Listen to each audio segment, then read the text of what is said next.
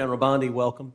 Thank you for Thank you. your long career in public service, and thank you for your willingness to take on this incredibly important office. You know, I have to say, I don't know that there is a more important position in this new administration than the position to which you have been nominated, Attorney General of the United States. I thought the exchange just a moment ago with Senator Hirono was illustrative. She asked you how you would respond if the president asked you to target his political enemies. It's rather striking because it's not a hypothetical. It has happened over the last 4 years. And I think perhaps the most tragic legacy of the Biden-Harris administration has been the politicization and the weaponization of the United States Department of Justice. And we don't need to ask hypothetically because Joe Biden publicly mused and allowed the New York Times to report it, calling on Merrick Garland, why will he not prosecute Trump more quickly? And Merrick Garland, sadly, he sat in that chair and promised to be apolitical, and he broke that promise almost the instant he walked into the Department of Justice. If you look on the west pediment of the Supreme Court of the United States, just above the entrance, there's a simple yet profound four-word phrase, equal justice under law. We have seen over the last 4 years a Department of Justice that systematically targeted the political opponents of Joe Biden and Kamala Harris, and that systematically protected his friends and allies. And it is tragic to see the loss of confidence in the American people, in the Department of Justice, and in the FBI. I would note, I don't think there's an institution in America who has lost more respect from the American people than the FBI has in the last 4 years. That is a grotesque violation of the obligation of the Department of Justice and the FBI. So I want to start with just a very simple question. If you are confirmed as Attorney General, will you pledge to fairly and faithfully uphold the law regardless of party? So help me God. Amen. Look, and I want to be clear for folks at home. I don't want a Republican Department of Justice. I don't want a Democrat Department of Justice. I want a Department of Justice that follows the damn law. And I think the American people do too. That shouldn't be too much to expect. Now, I'm grateful to President Trump for nominating you. I think on any objective level, you're clearly qualified for this position. You have been a prosecutor for decades. You have been the elected Attorney General of the state of Florida, the third largest state in America, for 8 years. Let me ask you, in terms of your practice, how many criminal cases over the course of your career have you personally handled?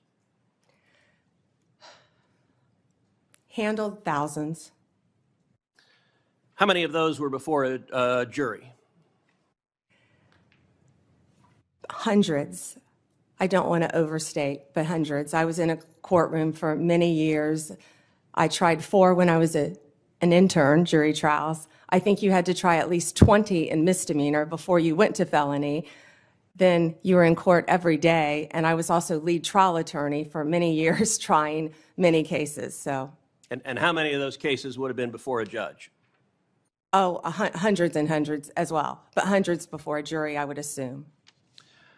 And as Attorney General of Florida, how many lawyers did you supervise roughly? Approximately 400, Senator. Now, I also want to clarify something. During the course of this hearing, several Democrat senators have referred to you as President Trump's, quote, personal lawyer. Now I don't believe that is an accurate characterization. As I understand it, you represented President Trump as a White House special advisor during his first impeachment trial. Is that correct? Within Office of White House Counsel, yes, Senator.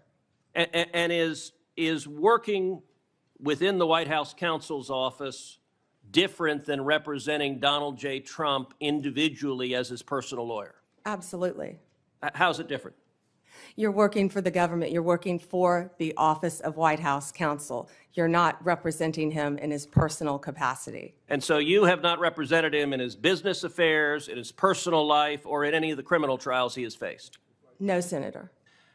And you know, when it comes to weaponization, it's worth noting that in more than 2 centuries of our nation's history, no president had previously been indicted, no president had previously been prosecuted until the Biden-Harris White House came along.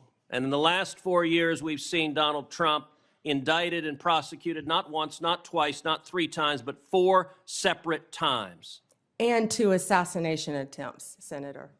I have to say, Javert from Les Mis would be chagrined at the efforts of Democrats to do anything possible to take him down. And I believe the real target in this was not President Trump, but it was the American people, that these prosecutions were brought because partisan prosecutors were terrified that the American people would do exactly what they did in November of 2024 and vote to re-elect Donald J. Trump.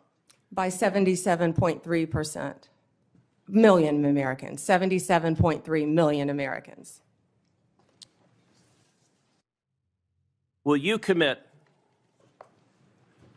every day as Attorney General to follow the law, to follow the Constitution, to uphold the rule of law without favor and without regard to the partisan position of any criminal defendant?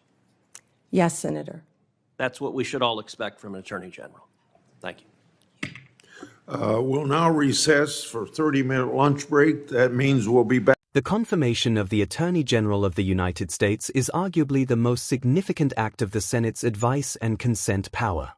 As the nation's chief law enforcement officer, the Attorney General must navigate the complex boundary between executive policy and the independent administration of justice. On January 15, 2025, the Senate Judiciary Committee convened to evaluate former Florida Attorney General Pam Bondi for this role. To understand the latest updates in this transition, we must first look at the principle of institutional neutrality as outlined in the legal framework of the Department of Justice.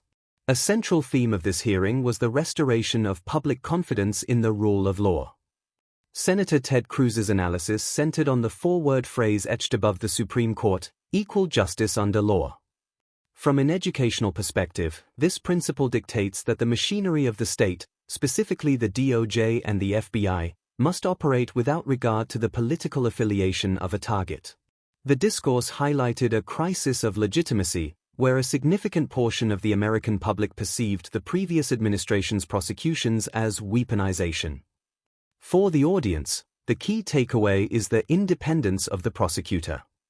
While the Attorney General serves at the pleasure of the President, the ethical and legal standards of the office require a commitment to follow the facts and the law, even when they conflict with political objectives.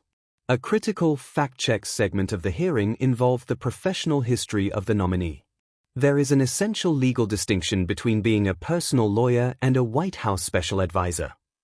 As General Bondi clarified, her role during the first impeachment trial was within the Office of White House Counsel. Educationally, it is vital to understand that the White House Counsel's office represents the office of the presidency, not the individual person holding the office in their private capacity. This distinction is the bedrock of government ethics. It ensures that government resources are used to defend the constitutional powers of the executive branch rather than the personal or business interests of a politician. The hearing then moved to evaluate professional competence through a career-long lens. With a career spanning thousands of cases and hundreds of jury trials, Pam Bondi's record as a prosecutor and as the elected Attorney General of the third-largest state, Florida, provides a masterclass in executive management within the legal system. Supervising 400 lawyers at the state level is direct preparation for managing the thousands of federal prosecutors within the DOJ. This links to a broader lesson in scalability. The same principles of strict scrutiny and evidence-based prosecution apply whether one is handling a misdemeanor in a local courtroom or a multi-state federal investigation. The discourse also touched upon the historic nature of recent years. For more than 2 centuries, no former U.S. president had faced criminal prosecution until the cycle beginning in 2023. This unprecedented era led to what Senator Cruz described as a grotesque violation of the department's obligations. The educational link here is the precedent of prosecution. When the legal system is used to address political grievances, it risks creating a reciprocal cycle, where each successive administration feels empowered to target its predecessors. This is why the pledge to fairly and faithfully uphold the law is not just a formality, it is a constitutional necessity to prevent the politicization of the American justice system. Finally, the hearing addressed the mandate of the 2024 election.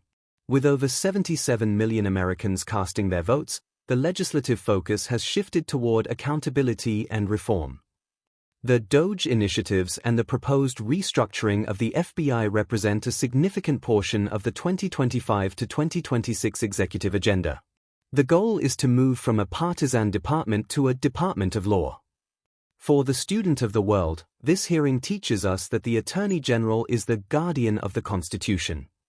The mission is to ensure that every citizen, regardless of their status or party, is subject to the same laws and protected by the same rights.